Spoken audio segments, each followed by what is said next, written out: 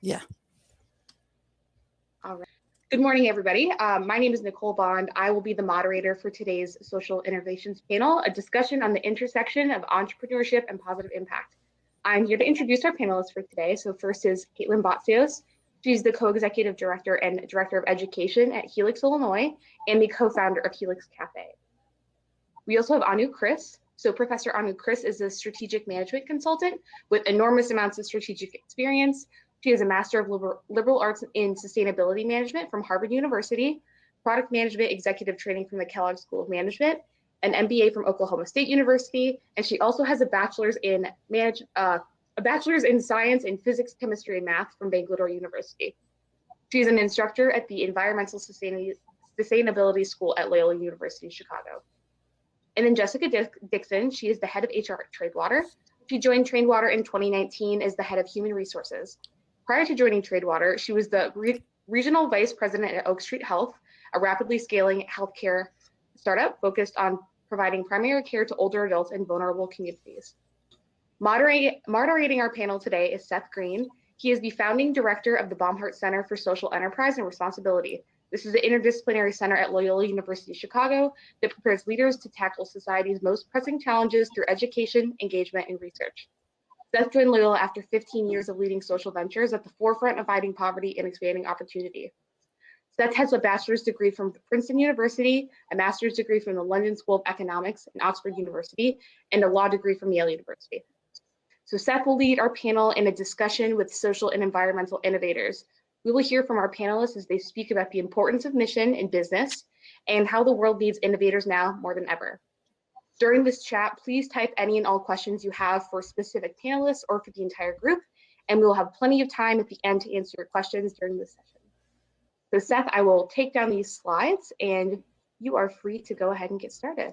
Wonderful. Well, thank you so much, Nicole. I often tell people that I love Loyola for many reasons, but by far the greatest is our incredible students. And you are an exemplary role model of that. And Caitlin is an example of what happens after you graduate and go into the world and lead an extraordinary life. And so it's so wonderful to be with everyone here. We are excited to engage this conversation on social innovation.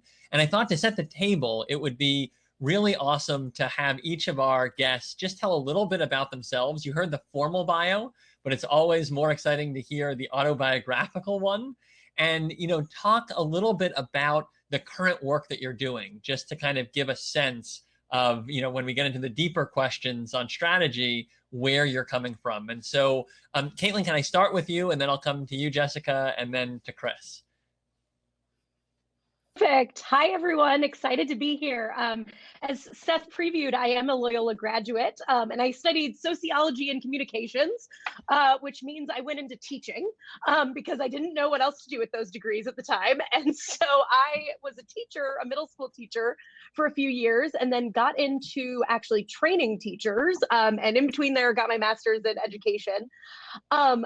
But time and time again, just saw, as I'm sure many of you in the audience know, and my fellow panelists know, and the news knows, that our education system is not working, and that there is, bright spots, and that there are cool things happening all over, but for some reason that isn't translating. And so about now 3 years ago, I, with a fellow actually college Loyola roommate, launched Helix, with the mission to really create a youth-driven education system. And we see that, when we talk to youth and we talk to students, they actually know what they need and they are able to articulate it, and they have so many of these skills. And so we founded a social enterprise, Helix, that opens small businesses run by youth as a learning lab opportunity that fulfills a community need, but also is a spot for students to learn, and that we're seeing insane educational value in this.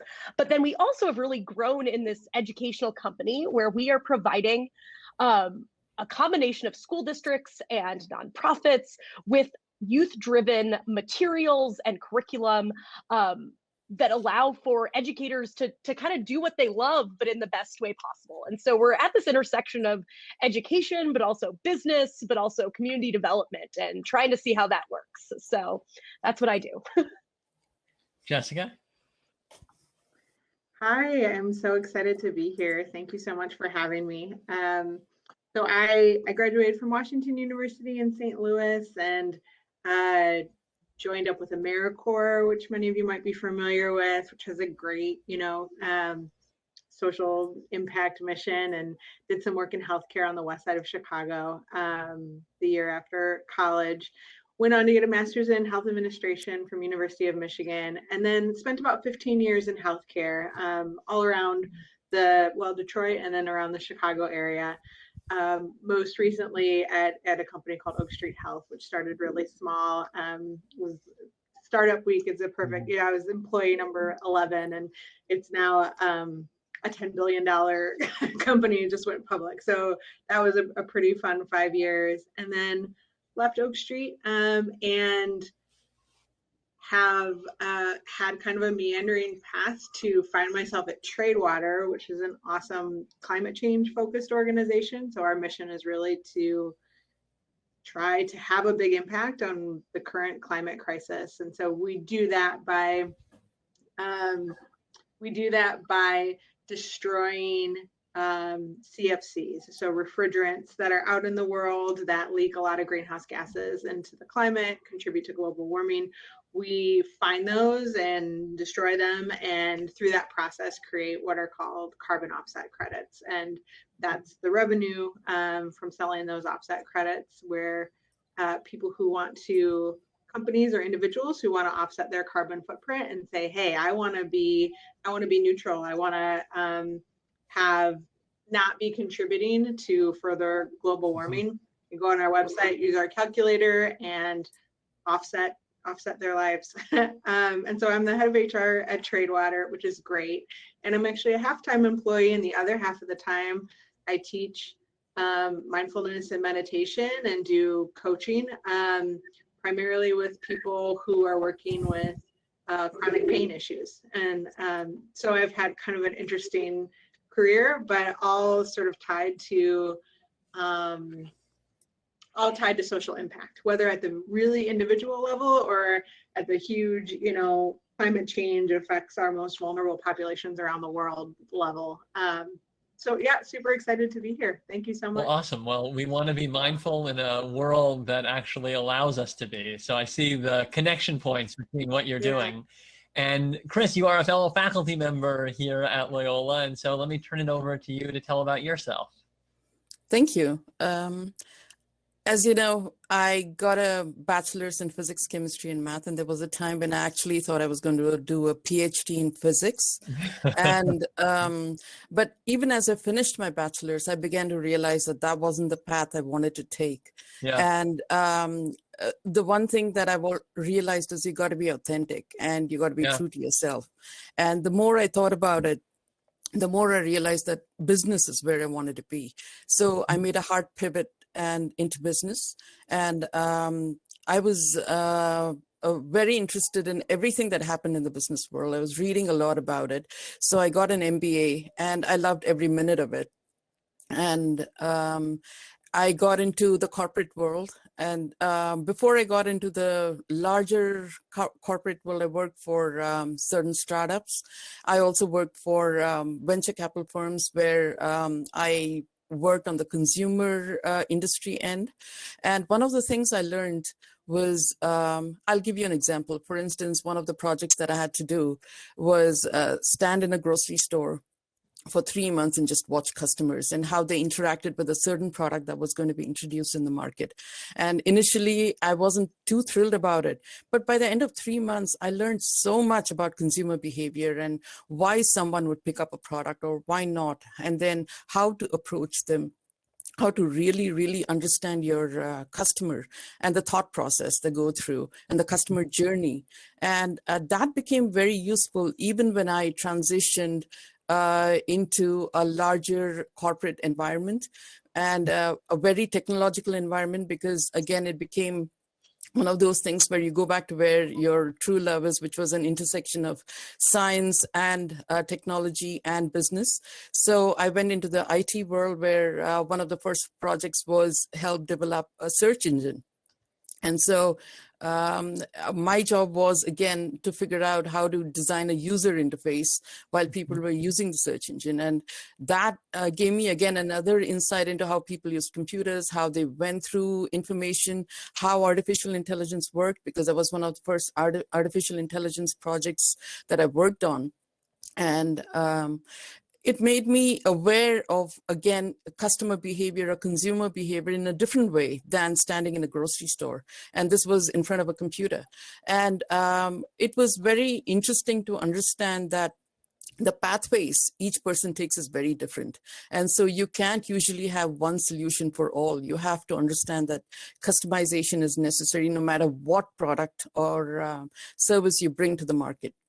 And after that, I transitioned into the telecom world, where I learned a lot about satellite uplink technology, downlinks, and how things worked. And then into the fiber optic arena, where we were one of the first few to put together the fiber optic infrastructure that is now used for the internet. So understanding how the internet works, where the networks are around the US and the world, and also working with the broadcast industry at the same time to figure out how ABC, NBC, CBS, or Fox work, and how their programming works, the post-production works, and how it is used to channel video is very helpful. So all of those experiences, one thing I would love to say is that none of the experiences ever goes waste. Everything you do is tucked away somewhere, and you can bring it back and use somewhere else along the line.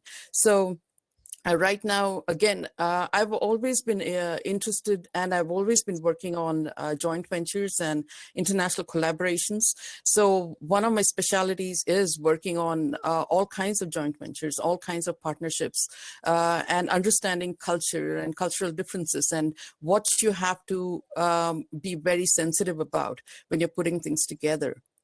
So that's the other thing. So one thing that I've understood is no matter what kind of industry or what kind of company you work in, there are it's a three-pronged approach. One is the direct impact that your service or product has on your consumer or customer. The second thing is what kind of collaborative alliances you can make to extend the access of your product or service, so more people can use it. And the third thing is the systems level or complex thinking, where you understand on a larger eagle's eye view scale how your product fits into the larger market and how everything fits in together and how you can establish alliances at that level to make a systems level product work as well. So that is where I'm coming from. Well, those are brilliant insights, and it is fitting that each of you have been involved in such different areas, because one of the things Nicole and I talked about was really bringing this idea that social innovation happens everywhere to our audience, I know, who are working on many different types of startups. And so I want to start to jump into some of the common themes that run across all of these different areas. And one of them that is growing finally in entrepreneurship and business is the importance of the triple bottom line, and the idea that whether you're a nonprofit or a for-profit, you need to be thinking about your financial, your environmental, and your social impact, and you need to almost be seeing them in terms of a Venn diagram and solving for that middle where you're able to make money, but more importantly, you're able to really advance important social issues, and you're able to do so with either the least carbon footprint or in the work of Tradewater, where you're actually helping to improve the climate of our world. And so how have each of you thought about the triple bottom line in your respective contexts? And maybe, Caitlin, we'll start again with you and move in that same circle. And then after this question, we'll open it up popcorn style. But Caitlin, get us started.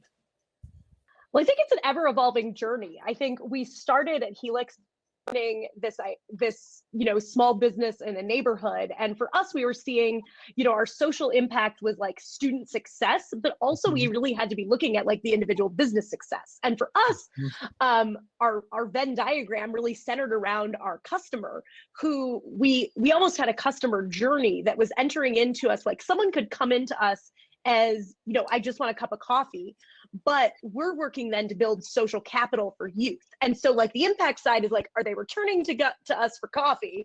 But are they also then developing relationships with youth, and are the youth then learning skills from our customers? And we had people entering in both sides of this, you know, someone who came to us because they liked our social mission, but then we had people just wanting to get the cup of coffee, and we're looking to kind of merge those in our triple bottom line of consumer. And with then, you know, we had this, you know, this coffee shop and this vision of opening more social, you know, enterprise small businesses in Chicago, and then, you know, COVID hit, and I know we might get into this later, but then, you know, our pivot then of a pivot, but more of a rapid evolution of serving school districts, and then almost consulting in spaces where people want to build similar entities. You know, our triple bottom line then, it continues to be, you know, this customer focus where it's like, okay, how are we selling things? How are we doing this? But then like, how are youth at the center? And like those things are going in tandem, and we're looking at our impact every time in both of those spaces. So I think that hits on the general theme, but that each of those are as valuable to us, and that ideally, as we have more consumers, our student impact is actually greater because of our overarching objectives. Yeah, I love that. And one of the reasons I was also eager to start with you is I think when you just picture a cafe and you think about your mission, right? It's a triple bottom line, or an approach to mixing these bottom lines that you can really get your head around. And so now we're going to come, Jessica, to you, and you're at a, you know, much larger company. You're thinking about climate change in this kind of provocative way. You know, tell us what this looks like in your context at Tradewater.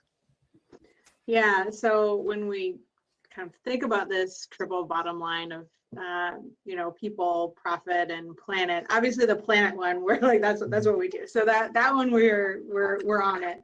I think it's actually interesting to think about the profit piece of this, because and I'll say this also with my experience at Oak Street Health, which started as a small startup and grew, was also a for-profit company. I've worked previously at nonprofits. They had a lot of great impact, you know, enjoyed my time there, but it's interesting, I've found myself at a couple really social impact focused organizations that have been for profit. And I think it comes back to this idea of sustainability. And I don't mean I don't mean right. You don't mean environmental, you mean financial. Yeah. But this like virtuous cycle of the more money we make, the more we are able to invest back into our potential to grow and have a bigger impact. And so on the healthcare side with Oak Street, the more centers we open, the more patients we serve, the more we were able to open more additional centers and work with more vulnerable populations. At Tradewater, same thing. Every, you know, extra dollar that we make means that we build the capacity to start to have international programs, to start to have just an even bigger kind of impact on climate change. And the people piece, I think, gets tied into that too, where we purchase refrigerant from a lot of individuals. We see it as part of our mission to have an economic impact on people's lives, both through providing jobs and being really intentional about who those jobs go to and who we hire, and tracking and measuring where are our dollars spent going to. And it tends to be a lot of rural communities, not necessarily the wealthiest communities. And then also, where do our dollars spent go to in terms of vendors? You know, are we only hiring vendors that have a certain profile, or are we really making an effort to use our dollars? Maybe they're not the biggest in the world, but use our dollars in a way that's really socially conscious. And so, Kris, you have worked in some really large-scale efforts like Oak Street, and also some more grassroots efforts. Tell us what this triple bottom line means in the different worlds that you've inhabited. Is it for me or is it for Jessica? Oh, I'm so sorry, Kris. This is to you. Okay. I actually teach this at Loyola, the environmental sustainability aspect of it. And the reason I started teaching this is my own journey. And I think you've been through that, Seth, yourself, where we work for very large corporations where the focus was very much profit and profit alone. And 25 years ago, really, nobody even talked about sustainability. There was no concept of sustainability. All it was the bottom line, one bottom line, which was profits. And then over time, working with different organizations or enterprises, you begin to realize that there's much more to the world than just one bottom line. And there is something about the UN sustainability goals that strikes close to home, where all of the 17 goals are very important. There were 190 plus countries that came together to decide these are the 17 goals that are very important for the world. And there was a reason for that, because all of that makes up the world that we live in today. And then the 169 sub goals are again so important, because it's very important for us to figure out wherever we're working, what are we creating an impact in.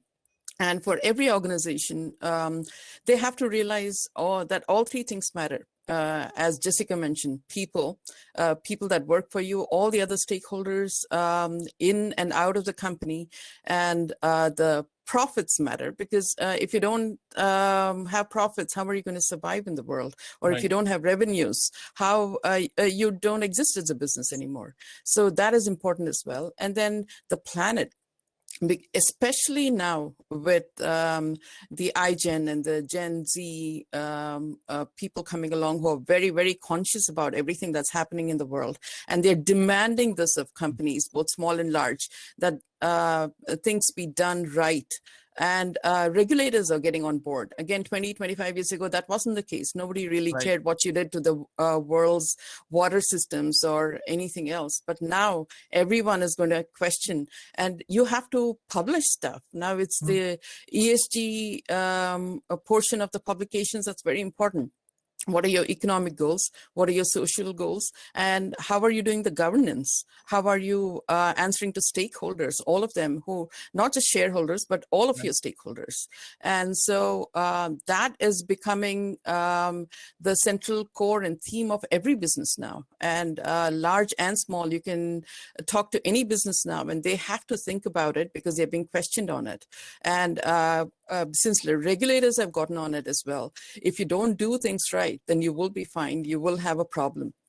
And the other thing that has also come to the fore is this, not just the regulator aspect of it, or the legal license to operate, it's also the social license to operate. We are seeing more and more that if companies are not doing things right, then society doesn't back them anymore.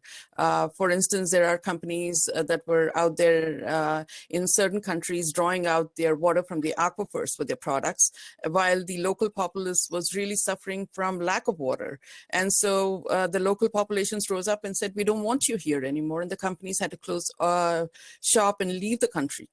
So it is becoming very clear that you have to be aware of the needs of the community around which you're setting up your operations, the people that you're selling your stuff to, the people who are buying your stuff, the people who are financing you, all of them are going to question you. So it's best to start from get-go and do things right.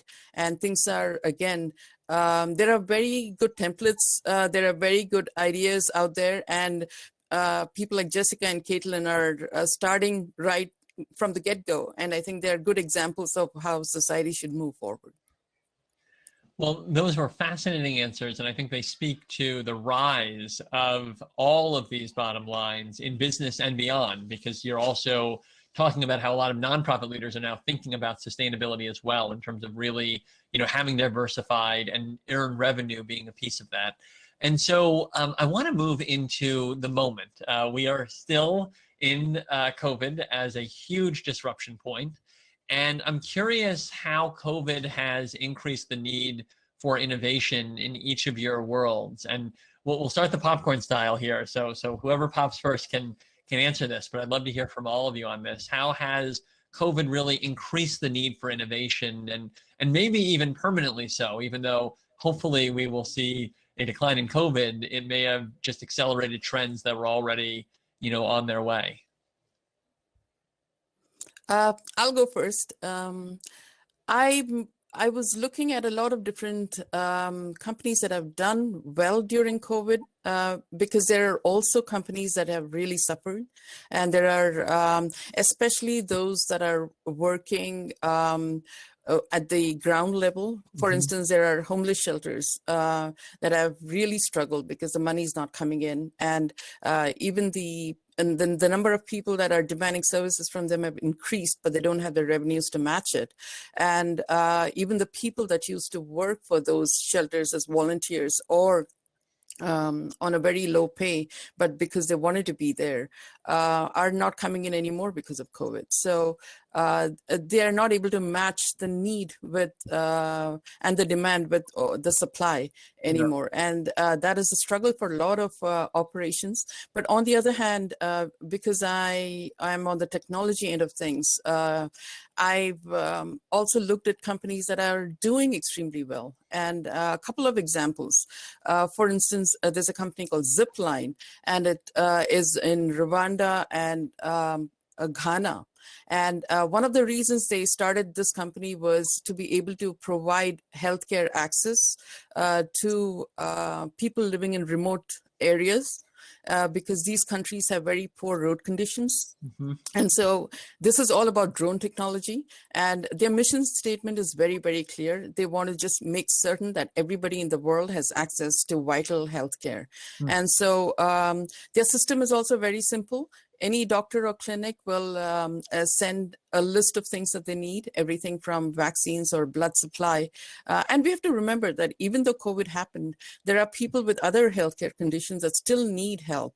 And for instance, there are people that need blood transfusions, and that has to be brought to them quickly.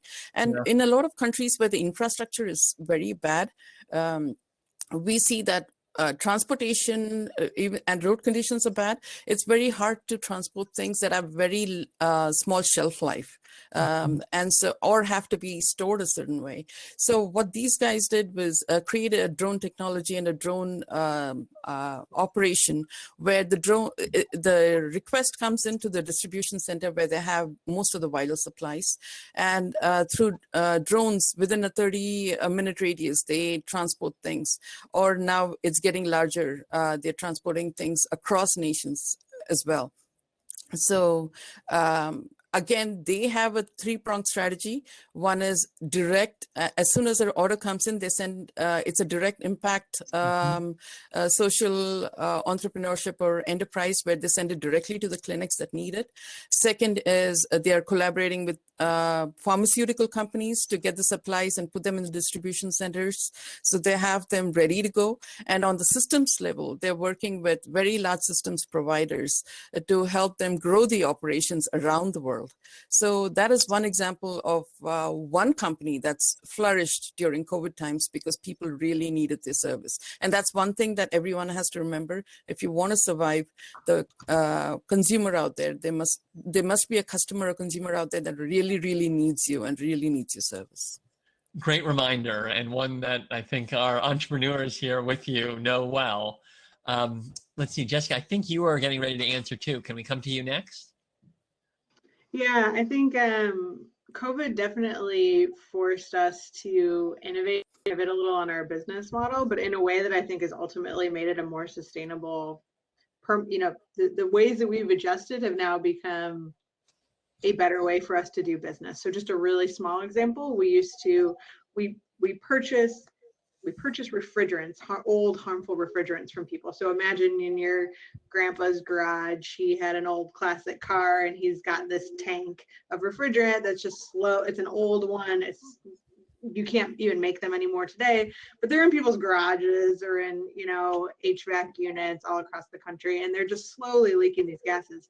So we used to have a team in Chicago that we would send out across the country to pick up and purchase this refrigerant from people and pack it up and mail it back. And they were getting on planes and in hotels, and all of a sudden we were like, oh shoot, how do we keep our people safe but still still collect this refrigerant? And ended up totally changing our model and hiring part-time couriers who work, who are, a lot of them are in the gig economy and they work half the time doing their own thing and then half the time with us. They're in cities across the country now that go out and drive very locally. And ultimately has less carbon footprint than what we were doing in the past, and is a better sort of long-term model. but we had to move to it really quick, figure it out and move to it really quickly because of the circumstances. So I think it's things like that. Well, so Caitlin, can we come to you? I imagine you may have had one of the biggest pivots because Kris mentioned there's some that have been hit harder than others, and cafes, restaurants, retail and travel are the big four. Tell us what this has been like in your world and how this has spurred innovation. As Jessica was talking, I was like trying to picture, the table flip, and it was like the table flip, except then someone stomped on it and set it on fire and said like, figure it out. And so it was like, my business partner, he had COVID before everything shut down, and we found out later. So we closed before the stay-at-home order was issued. Like, we realized he was ill, we didn't know what was going on. And so we went into like, okay, we're shutting down. I don't know how long this is lasting. We work with schools. And pretty quickly we're like, all right, so what does this mean? And I think what's interesting for us is, like, as Jessica was saying, we've come out of the other side. Actually, the cafe was initially 70% of what we do revenue-wise. Right. It's now 20. And we have now found all these sustainable revenue sources. And particularly in the education space, because we were so ingrained in that from K to 18, I sit on a lot of communities of practice with folks who are international, and it's like the same issues we were having in Nigeria, I'm having in Chicago. And we're looking at this and saying, okay, how do we innovate around this? And we're learning from each other. And we pivoted quickly into supporting schools to get high quality resources to students at their homes and doing it in a way that was different. And so we have been working with schools across the country doing what we call create kits. Students are receiving at-home materials to do interdisciplinary academics, but in a way that is actually entrepreneurially focused. So, our students are doing environmental scanning, they're walking around their neighborhoods, they're deciding, what innovation does my neighborhood need? And they're solving for that with guidance from us and supplies from us being delivered. And so, we found that to be really successful. And I don't think it's gonna die after COVID. I mean, high quality educational resources and new ways of getting them to students are gonna continue. I also think for us, when you asked this question initially, I'd be remiss not to mention like racial justice and anti-racism in this year. And I think that is an area we have grown in, and it's an area we're supporting other businesses in. And it's like, yes, you're looking at your impact in the environment, and like environment in an inclusive way. And like, how are you looking at like your suppliers in every lens? And so we've been doing a lot of that for like, what is this micro and macro impact that anyone can have, whether it's on the planet or on their communities or on an individual, and seeing how that works and functions and really building that out. So, well, I'm really glad that you raised that, because that I think has been a big intellectual innovation of the last year. I mean, I think that the reckoning that we've had as a country has helped us understand that if we are not avowedly anti-racist, right, we are replicating systems of oppression.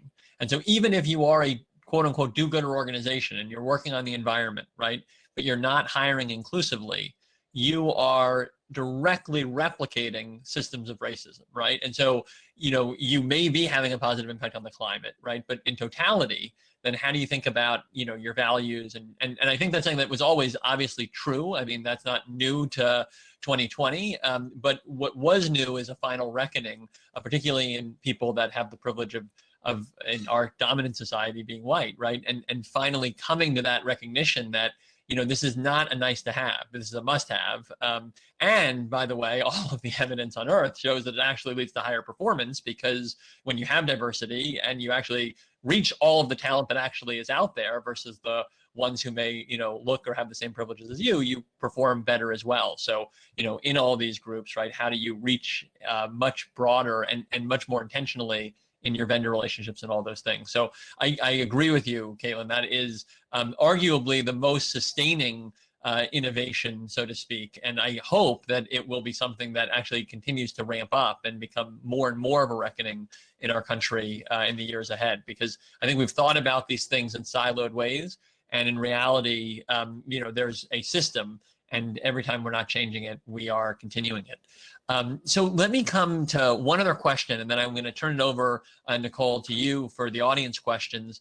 And it's, what do you see as the key attributes to being a social innovator? All three of you are in different ways, and we have on this a lot of people in the audience who are thinking about these questions. And so, yeah, how do you see the social innovator? What characteristics are necessary, and what tips do you have for those who are listening on how to do good better? Kris, get us started. Yeah, sure. Actually, social innovation is a mindset. And you could be working for the government in the public sector, and you could do good through the government. You could be working for a very large organization and be an entrepreneur, where you ask the organization to pivot to a certain kind of role and do more things in terms of the ESGs or in terms of the United Nations goals, and incorporate that, embed that into the way the company works. And whether you have a sustainability group or you just embed it into every process and every product the company puts out, it is a part of social innovation. But you could also launch a startup, either for a for-profit enterprise or a non-profit enterprise, and you could go that route as well. So there are many different routes. You don't have to restrict yourself to one or the other. And one of the things that you have to know is, again, figure out, is there a need? Is there a risk? Is there a problem that needs a solution? And if there is a risk out there in the market to either a group or segment of people, or if there is a risk, say, even due to climate change, are you thinking of a solution to eliminate the risk, mitigate the risk, or just help someone adapt to the risk? And then one of the most important questions you have to ask is, have you fully understood the issue that you're trying to solve? Have you done a root cause analysis? Right. Because I'll give you an example. There are NGOs that have set up schools for girls around the world, and girls don't come to the schools, and they are wondering what happened there. But the truth is, it's not that the girls don't want to go to the school, or sometimes it's cultural, sometimes it might be that the parents don't agree to that, but a lot of times it's a different root cause. And what I found is it's about water a lot of times, where a lot of these girls have to go fetch water for the families, and they have to go once, come back, go back again, and do that several times a day. And that takes away from the time they could be in school, they could be learning, they could grow up to be women who are educated and have families. We've shown, research has shown that if there are educated moms, the families and kids also grow up to be more educated and more successful in society. So the thing is, if you solve the water problem first, then those girls might actually come to your schools. So just setting up schools, even setting up computer systems in schools and thinking these look beautiful, why isn't anyone there? It's because you didn't solve the root cause. And that is one of the things that any social innovator has to think about. What is it that you're really trying to solve on a social level? Or it's not just social innovation, any kind of innovation. Think about, is there a real need? Have you figured out what the need is and what is the real root cause of it? And then figure out the solution to it. Great ideas. Let's see. Jessica, can we come to you next? What do you suggest for our innovators out there? This question makes me think about some of the best mentoring advice I ever got from a former boss, where I was working really hard, but it just wasn't, I was not totally fulfilled in the role. Like, I didn't feel like, because it didn't feel like the work I was doing had the kind of impact I was looking for. And she told me, if you can match your unique talents with your big passions, like if you can marry those, if you can find something that lines those two things up, then it's like your potential goes through the roof. And so I think it's about finding, you may have a sense of what your passion is. Sometimes that's a little bit easier to figure out, but then what is it that I can do? What unique talents do I have that I can bring to that problem? I think about me and a colleague at Tradewater, Kevin. He's our director of engineering. He is amazing in spreadsheets and with numbers and all of these things. And his brain, you know, he's introverted and quiet, and he's like, he's incredible at it, and he has such a big impact in that way. And I'm like, people, like, I want to talk to the people, and you know, HR is a really good home for me. And but we both have this passion around climate change and the climate crisis, and so we've found the way to sort of marry our unique talents and passion, and that just allows you to unlock your full potential. Well, speaking of someone who has married her talents and passion, Caitlin, can we get your final remarks on this before we head to the audience questions? Yeah, it's so funny, Jessica. I used to teach still teach action planning to kids, but I was working for an organization where the formula we taught kids was passion plus issue equals impact. And like that, I think stays true. And it's like, I think the added thing I've learned is like finding that opportunity and not just an idea. But in response to your question, Seth, I'm a really positive person. I try and do the glass half full all the time, but I think my thing that makes me different is I'm actually constantly pissed off and angry. And every day I wake up angry about something. Like every day I read the news and I'm angry about something that I want a solution to. And that is what I met with the school district this morning, and I'm angry about how things are being implemented. And my mind then goes to like, well, how am I going to solve that? Because like, I'm really upset about this, and like, this keeps me up at night. And I think that is like what, like, I am constantly like, I'm angry about racism. I'm angry about kids, you know, not getting the education they deserve based on their zip code or where they live in the world. And it's like, those are the things that keep me up at night. I'm angry about climate change. And it's like, okay, everyone's got to have their thing they're angry about and be working to fix it, and like angry with purpose. And that I think also a woman, it's hard to be angry. And I'm supposed to be like happy and like, be like, it's fine. And like, particularly in education, we're supposed to be like, everything's great, get through learning. And it's like, no, Susie can't read. And if Susie can't read, Susie is never going to get out of poverty, or like, we're never going to have this thing. And I think Professor Kris, as you were talking about, you know, if we cannot solve these solutions of like hierarchy of needs and water, like our students can't learn. And it's like, how are we channeling that anger into something positive that will and like not just being satisfied with, you know, a base level Band-Aid solution. It's looking at like, okay, I'm angry about this. How is my anger evolving, and what am I doing with it? So I think I'm always angry, always very, very deeply upset about something. Well, you say that you're angry with such enthusiasm that, you know, right. Well, it's important to have both, right? The enthusiasm to work towards solutions and the anger to be motivated to do so. So you have been able to mobilize that through Helix in a really powerful way. So we're glad you got angry and that you decided to take those solutions into your own hands and business model. Nicole, let me turn it over to you. I know we have audience questions, so I want to make sure we engage them. Thank you. You guys have been above and beyond so far. Thank you so much for all of your answers. And Seth, feel free to jump in if you want to chime in on any of these questions either. So first, and popcorn style, whoever wants to jump at this first, but one audience member asks, as long as harmful externalities are not penalized or penalties are relaxed due to political fluctuations, isn't there a limit to how much good the enterprises can do? Or maybe the companies that have, they budget in every year, they think, oh, we're gonna break this rule, but we put $3 million aside for it. What's kind of your response or optimism or maybe pessimism to how the rest of social enterprises can move in this climate where this exists? I can take a stab at this. Yeah, I just think that there is such a purpose for organizers in this world. And that, like, for me, I saw this marriage between education and business. And it's like, we need to keep seeing like organizers and policy change at the same time we are seeing it in the business world. And like, we need the both and. And if we're making critical change, we need financial and economic institutions to take a stand on things so policies are recognized and enforced. And we need at the same time the grassroots organizers who are doing that work. And I think we have lived in a world where those two have been so far removed from each other at many points in time.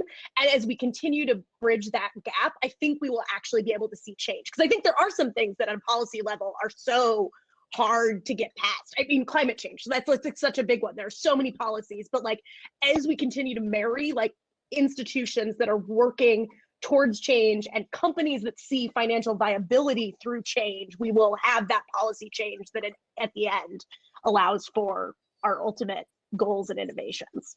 But I think we need to recognize the purpose of both.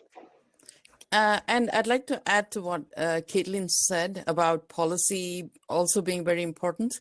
I gave the example of Zipline, and one of the things that, one of the reasons they could do so much during COVID especially was because the regulators stepped up.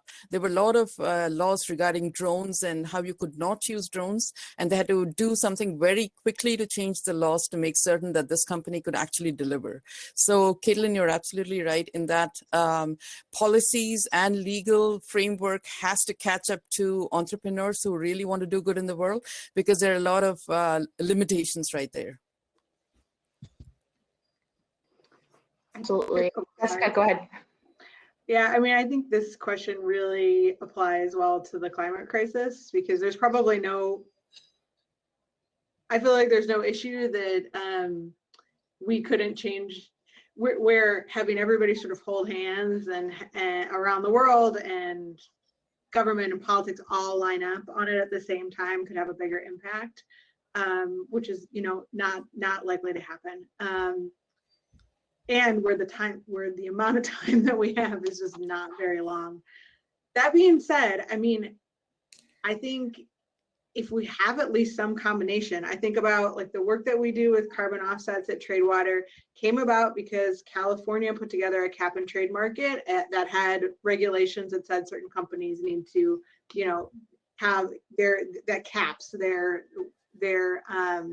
emissions that they could put out into the world. And that created this cap and trade market, which allows us to create these offsets throughout the country. But beyond that, we're starting to have people volunteer to buy our carbon offsets from refrigerant that we're destroying all over the world. And so, I mean, just in this last year, our like 2020 impact was the equivalent of offsetting 15% of all of Chicago, the city of Chicago, all of Chicago's carbon footprint. And maybe 15% doesn't sound like that much. But Chicago's one of the biggest cities in the world, and we're just getting started. And I think it's awesome, like maybe next year it's 30%. So how many Tradewaters do you need, companies like that, energy and people focused on that, even, operating outside of just penalties to actually have a really big impact? It starts to be exciting to feel like you can still do a lot, even without sort of leaning on just regulation. Good enterprises can really have a huge impact. Well, and so I'll just echo the group by saying that I think there are really important steps forward being made by social entrepreneurs. And at the same time, it's clear that if we're going to have root cause solutions, so to speak, to these issues, we need systemic change, and policy has to be a core feature. And I'll just share a conversation I had recently. I study social responsibility in business, and one of the big question marks is around the shareholder model that dominates the private sector. So, the purpose of a corporation, literally in law, and there have been legal cases that have, reigned this precedent true, is to enrich shareholders. And so there may be other people that benefit, but there's a singular purpose, if that makes sense, to the corporation. And we live in a world today where, because of the inhumanity and injustice of our history and the continuation of white supremacy, we have a 10-to-1 racial wealth gap, right? Where the average white person has 10 times as much wealth. So if the purpose of a corporation in law is to enrich shareholders, and the way to become a shareholder is to have wealth, then we have a structure of business that actually has worked 10 times as hard and will continue to for people that look like me, right? I mean, that's just a literal fact. That's not a statement of anything other than, the law says the role of a business is to enrich shareholders. To be a shareholder, it's about how much wealth you have. And we've distributed wealth this way when you are born right now. And so, I mean, that is just a powerful statement for change, right? Because we like to think of these things as having to do with merit. And obviously there are pieces of that that are true. So it's not like they are entirely devoid of any merit. But it turns out the dominant force, because you can do this statistically, right? The overwhelming dominant force is not based on merit, right? It is based on a history of injustice. And so I think that speaks to, yes, we should be doing everything we can within people's own decision making, which is what social entrepreneurs do, right? We create incentives and we create new ways of markets and other opportunities for people to behave better than our systems. But obviously it speaks to the need for systemic change as well, which has to come through policy. And I think the point of intersection is where you have people that are proving out these cases, right? And so you have entrepreneurs like Caitlin that are figuring out, how do we educate in a different way? And that innovation that can happen there in its kind of highest form can come into policy. And we can think about, how do we change education to be more experiential, because we're seeing the results are more positive. And so I think there's where you can hopefully get some of that really mutually beneficial synergy. And I'd like to add to that. One of the things that's come to the fore, especially during the COVID crisis, is the fact that technology is key to everything. If you want to succeed as a business, it has to be incorporated. You have to figure out a way to use tech. And one of the other examples of a company that did really well during COVID is a company called Indigo Agriculture. And one of the things that they've done right is have a hybrid model where you have a paying customer, a revenue model, but you also provide free benefits. So it's a paying customer and a beneficiary model where the beneficiary doesn't pay anything, but you do give them certain benefits of it. And again, they've used a three-pronged strategy where the direct impact is to the direct customers that are buying products from them. But they've used technology to create better crops that use less nitrogen and less water. And so and then they use tech. And how do they use that? One, they created a marketplace where buyers and sellers come there to buy the products they want and the products that are sustainable. And the other way they use tech is podcasts. It's free podcasts to both growers, where they curate the information and send it out to growers who can use the information. And they also curate the information and send it out to transportation providers that take their products from one part of the country to another for logistical analysis. And so you see that they're using tech in many different ways. And they also are using the same three-pronged strategy where they're going direct to the consumer or customer. Then they have collaborative alliances with other companies to spread the access of their products. And they're doing it on a systemic level. For instance, they're using the World Bank to make certain that a lot of the information that they've curated also gets to the rest of the world.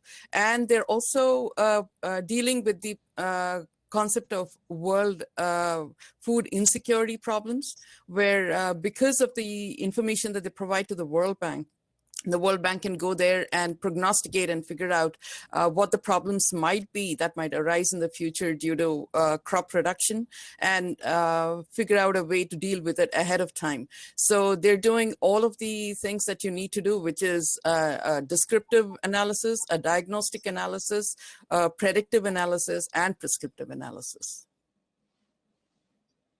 Absolutely, Professor Kris. Thank you all. One thing you all mentioned capacity was companies right now taking steps to set an example and be a touch point for everybody else to see that hope is not lost and that you can be profitable and have good impact. So I love that. Thank you for those points. We have a little bit of time left. Maybe each of you take 1 minute to answer this last question we have in our chat. What are some good resources or institutes to help first-time founders or young professionals build or help build social impact projects? Caitlin, if you want to start with this. This is a good question. I was recently in this world. I don't know. So I'll probably have a longer answer for this. I was coming out of teaching and I was like wanting to be the do-gooder social entrepreneur, and I didn't have an MBA and I didn't have a business background. And I actually really struggled to find who would support me because I was coming out of a unique space. And I applied to a lot of accelerator like things and we didn't get in. And like, there's cool ones to look at, like Camelback is incredible. Echoing Green is really cool. I mean, Aspen Institute is always doing amazing things. There's a group called REDF, REDF, that is specifically around like employment. They're all good to look at.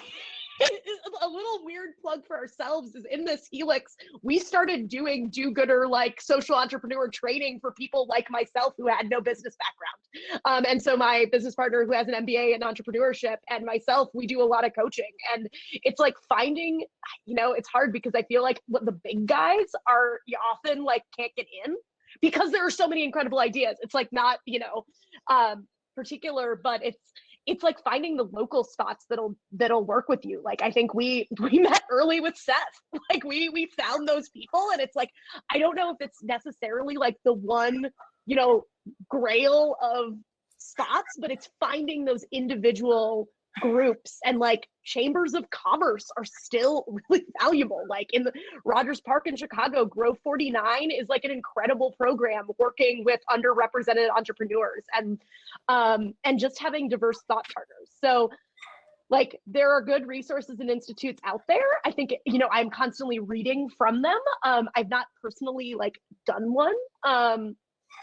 But, you know, I think it's finding, you know, the bits and pieces that will help you and those supporters that'll have your back no matter what. So I don't know if that's a good answer. Caitlin, that was perfect. Some of you might have better solutions than like, go to this one. And I would also love to hear them. No, Caitlin, that's awesome. Not everybody has a really awesome business background to like lean on. So thank you so much for that experience that you shared. One of the places that anyone could go to is a small business administration because they do have resources. And one of the things that I would advise any innovator or entrepreneur or anyone who wants to do good in the world is before you approach them, be very clear about the problem that you're trying to solve and have an answer for these three questions. One is, can you describe what you can do better than anyone else? Because you have to figure out if others are providing the same solution. And why are you different? What compelling benefit do you offer, and to whom do you offer that benefit? And how are you different from everybody else? So if you've answered those questions, and if you've figured out whether your revenue model is going to be a paying customer or a hybrid model or just a beneficiary model where you have to get your revenues through grants or charity events or funding. And you also have to think about, is there any technology that you would use? What kind of team that you're trying to put together? And the stakeholders that you have in mind and the collaborative alliances that you're planning to put together. If you have thought through some of those things, then you can approach a small business administration and ask them, put forth your ideas and ask them to help you create a plan, even if you do not have an MBA or even if you do not have a structured plan in place. And of course, on the internet, you can find a whole bunch of different kinds of plans and start putting something together. So first figure out the industry you want to be in. And then look up those industry resources, because most companies now are also offering a lot of help to people who want to start something in the industry. So, and see if you can work for someone or align yourself with someone first and understand what you're doing before you start off on your own. Thank you so much. I know Seth and Jessica, I hate to cut you off, but we are at time. So I'll close us off. If you want to send any resources that are like at the top of your head, feel free to use the chat function. But for now, thank you again to our fabulous panelists. Social innovation is something I'm really glad you guys are able to represent. It's something that I personally care about. So thank you. I'm very grateful for you all who've been here. And thank you also everybody who attended this event. If you loved this as much as I did, we would love if you shared your thoughts about this event on Facebook or Instagram. You can tag us at Chicago Startup Week to let us know what you loved. And also for our audience members, you can take a little bit of a break, but our next main stage event starts in 30 minutes. We're hosting a fireside chat with the CEO of Kickstarter, Charles Adler. That's going to be at 12:30. We would love to see you there. Thank you once again, everybody who's participated. I will stay on for any last questions that people have, and I'll wait till everybody trickles out. But thank you. Have a good rest of your Thursday, and enjoy Startup Week. Bye, everyone. Thank you. Thank you so much. Bye-bye.